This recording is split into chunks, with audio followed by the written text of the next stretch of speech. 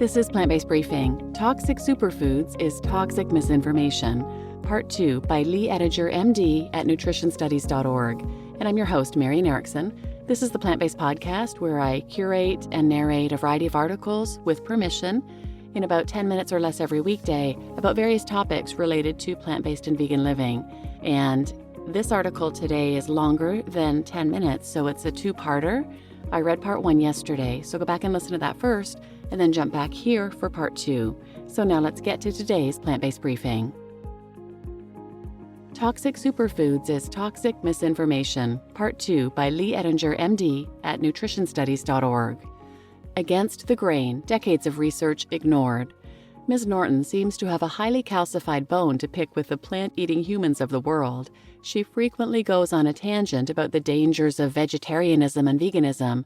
On page 108, she writes, "Because vegetarian diets inherently rely on high carbohydrate grains, beans, starchy vegetables, and fruits, they tend to cause chronic hunger, high blood sugar, and high insulin levels.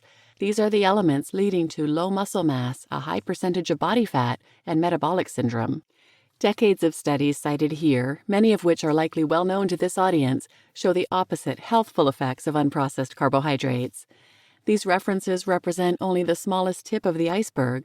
I could cite countless peer-reviewed studies to illustrate how severely at odds Ms. Norton's claims are with the scientific literature. You can also find many articles on our website about related subjects, including what causes insulin resistance. Is fat the cause of type 2 diabetes? Linked here. To learn more about the science behind a plant-based diet, check out Center for Nutrition Studies' Plant-Based Nutrition Certificate, linked here.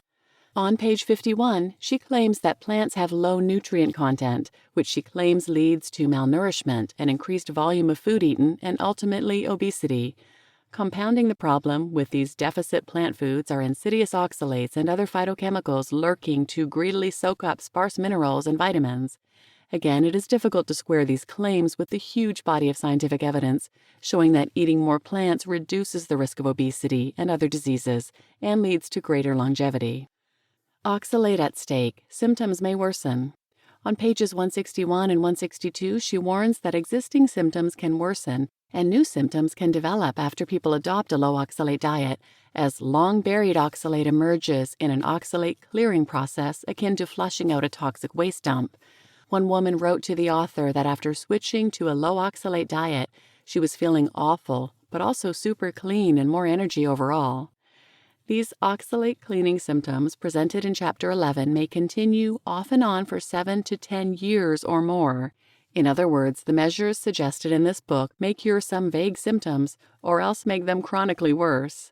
So her thesis is that oxalates, which are found in plant foods in variable amounts and cannot be reliably measured in a symptomatic person, cause numerous ailments and illnesses that may or may not improve, indeed may worsen, when oxalates are lowered in the diet. In my opinion, the Salem witch trials had more grounded theories about the behaviors of the local women than this book has about how oxalate possesses people. Leaf no stone unturned, when to avoid high oxalate foods.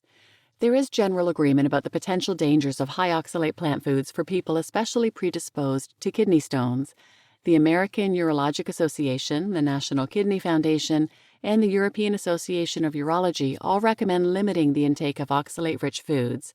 Incidentally, you might recall from the evidence pyramid above that such recommendations are considered the highest quality evidence integrating all of the lower levels. For the minority of individuals at greatest risk for kidney stones, there are some general guidelines for reducing oxalate intake without giving up the plant-based diet. 1. Because oxalate is water-soluble, you can partially remove it from foods by boiling, steaming, or blanching them and discarding the liquid. 2. High oxalate plant foods can be replaced with lower oxalate choices. For example, swap almond milk with oat milk.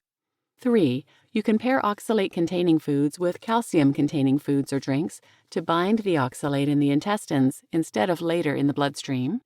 4. Staying well hydrated helps keep calcium oxalate molecules in the urine diluted and makes them less likely to congeal into a stone. And 5. Because vitamin C breaks down into oxalate in the body, overdoing it on vitamin C can result in an indirect oxalate load. Avoid vitamin C supplements. If you are not at high risk for developing kidney stones but are still concerned about so-called anti-nutrients, consider the following finding. The plant-heavy DASH eating plan has been shown to reduce the risk of kidney stones by 40 to 50% despite its high oxalate load. This counterintuitive finding has been attributed to the protective and synergistic effects of phytate, potassium, calcium, and other phytochemicals all abundant in the DASH dietary pattern. So much for noxious plant toxins.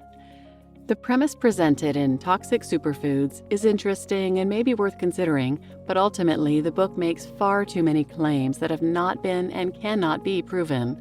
Considering the disclaimer that a low oxalate diet may worsen symptoms for many years, I will not be altering my plant-based diet in response to its anecdotal stories. However, if you do try a low oxalate diet and experience benefits, be sure to write to Miss Norton. You too may appear in the pages of her next book. You just listened to Toxic Superfoods is Toxic Misinformation, Part 2 by Leigh Ettinger, MD at nutritionstudies.org. And I'm your host, Marian Erickson. And if you're interested in another episode kind of debunking a dangerous book, check out episode 50, Dr. Gundry's The Plant Paradox is Wrong by Dr. Michael Greger at nutritionfacts.org. And if you're interested in other episodes about kidney disease, I've done a number of those. You can go to plantbasedbriefing.com, episodes, and put kidney in the search field, and those will come up. So please share this episode with anyone who might benefit, and thanks for listening.